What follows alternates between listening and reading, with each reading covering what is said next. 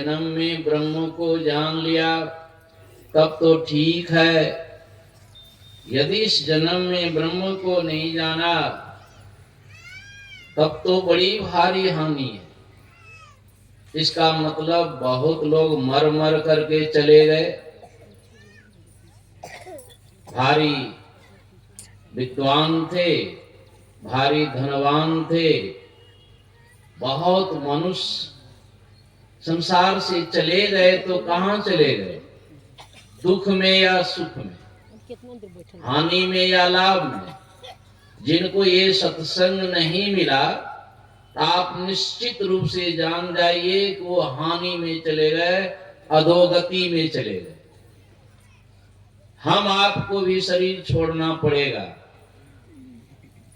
हम हानि में ना जाएं।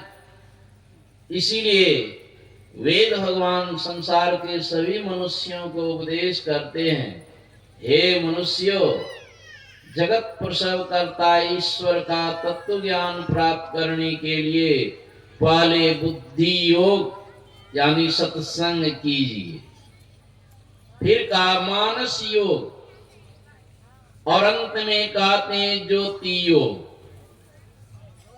आप कम पढ़े लिखे हैं, विशेष पढ़े लिखे हैं, ऊंची जाति के हैं, नीच जाति के हैं, स्त्री हैं, पुरुष हैं, कोई है संसार में, तो कहते यही तीन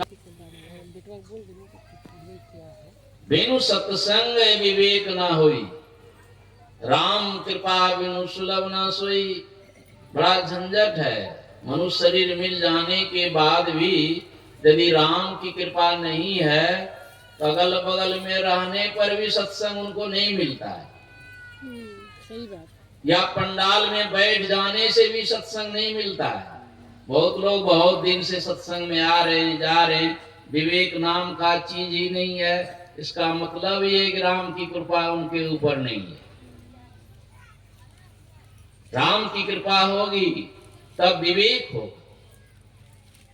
नहीं राम की कृपा है तो आपको विवेक होगा ही नहीं। सत्संग में मन लग करके रहना चाहिए, सत्संग में लगा गया।